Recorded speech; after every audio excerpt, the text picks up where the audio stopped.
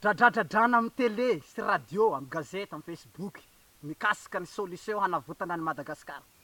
Mbola betsaka amitsika ihany koa ny mametraka fanontaniana mikasika an'izay hoe ahoana marina tena azo antoka ve io ve olo mahay nanoratra ve, mahay mataratasy ve, mahay mamaky teny ve, manana projet ve, manana vahaolana ho an'ny Madagasikara ve? Zany ny fanontaniana apetrakinareo agnatin'ny Facebook ao. Matoa ane za efa milatsaka filoham-pirenena, efa eto am-pelatanako ny lakile, aty amiko ny lakile, zany manana ny vahaolana. Ary matoa zaho milatsaka candidat, milatsaka filoham-pirenena zany, efa eto am-pelatanako ny zavatra rehetra. Azoko antoka zay.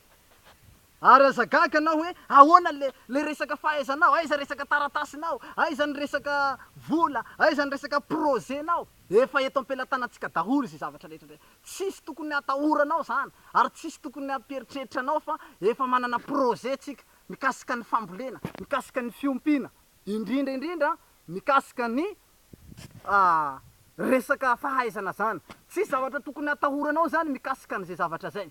Satria matoa za milatsaka filoham-pirenena, efa ananako ny bala rehetra hatifitsy. Fa tsy hoe mitondra basy tsisy bala zao, tsy possible zany. Aya koa ma za andeha hitondra basy nefa tsy mana bala.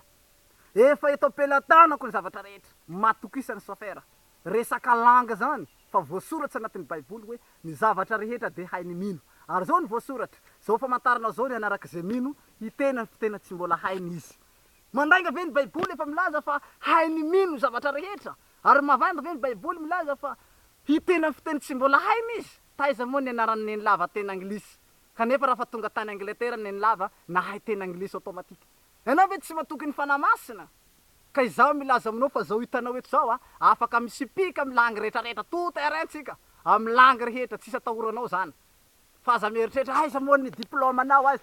Diplôma zany ane raha vidin'olo ery zany. Tsy raha mikompte diplômanareo zany, hafirian'olo mana diplôma, nefa pitariposy aby asany. Nefa manana diplôma reo zany, manana maîtrise, mana docteur, ino sy ny karaza, bac plus firy, lasa mpamboly. Satria le diplôma tsy mikompte, fa le ezaka atao zava-dehibe.